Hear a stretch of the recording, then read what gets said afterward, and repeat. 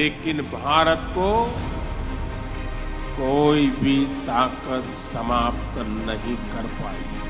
भारत सिर्फ एक भूभाग नहीं है, बल्कि हमारी सभ्यता की, संस्कृति की, सद्भावना की, संभावना की एक अभिव्यक्ति है। इसके लिए मैं आप सभी को बधाई देता हूं। समाज के प्रत्येक व्यक्ति के प्रयास की सराहना करता हूं।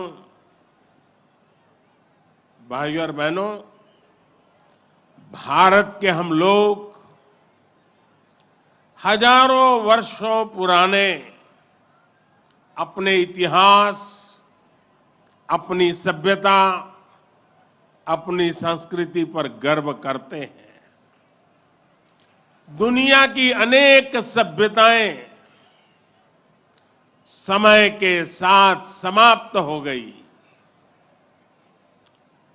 परिवर्तनों के साथ खुद को ढाल नहीं पाई।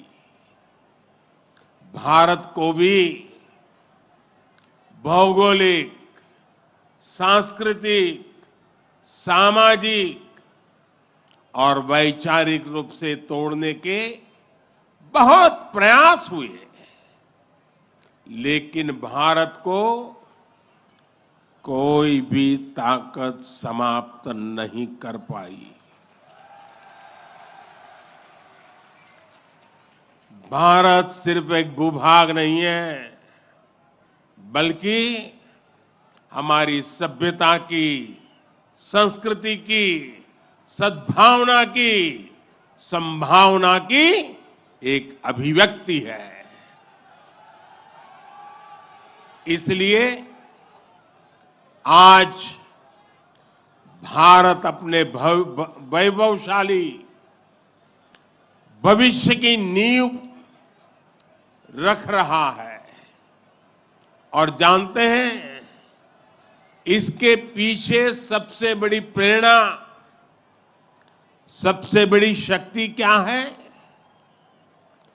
किसकी शक्ति से, किसके आशीर्वाद से?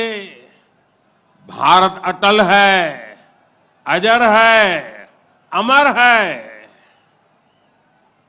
मेरे प्यारे भाइयों और बहनों, ये शक्ति हमारे समाज की शक्ति है।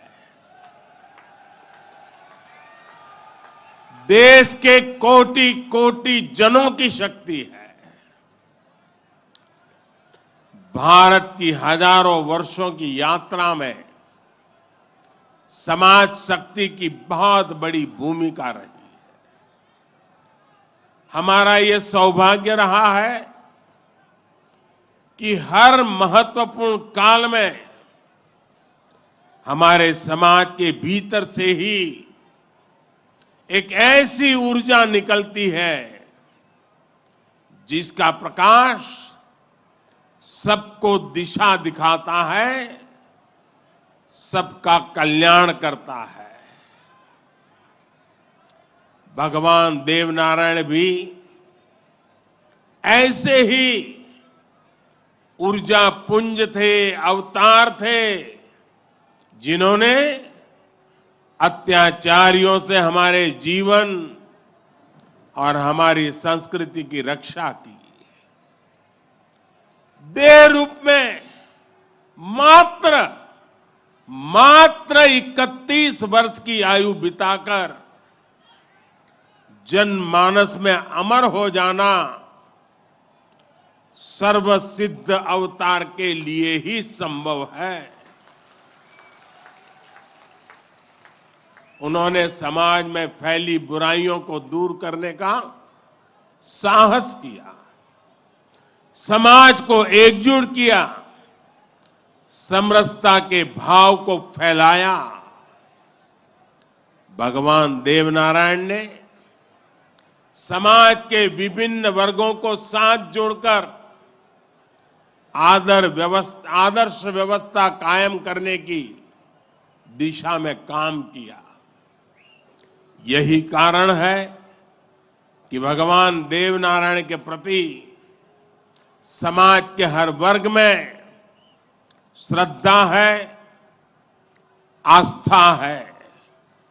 इसलिए भगवान देव नारायण आज भी लोक जीवन में परिवार के मुखिया की तरह हैं। उनके साथ परिवार का सुख दुख बांटा जाता है।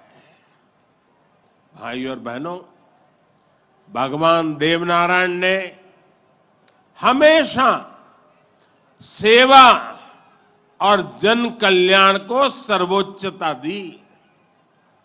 यही सीख, यही प्रेरणा लेकर हर श्रद्धालु यहां से जाता है। जिस परिवार से वे आते थे, वहां उनके लिए कोई कमी नहीं थी, लेकिन सुख सुविधा के बजाय उन्होंने सेवा और जन कल्याण का कठिन मार्ग चुना। अपनी ऊर्जा का उपयोग भी उन्होंने प्राणी मात्र के कल्याण के लिए किया। भाइयों और बहनों, भला जी भला, देव भला।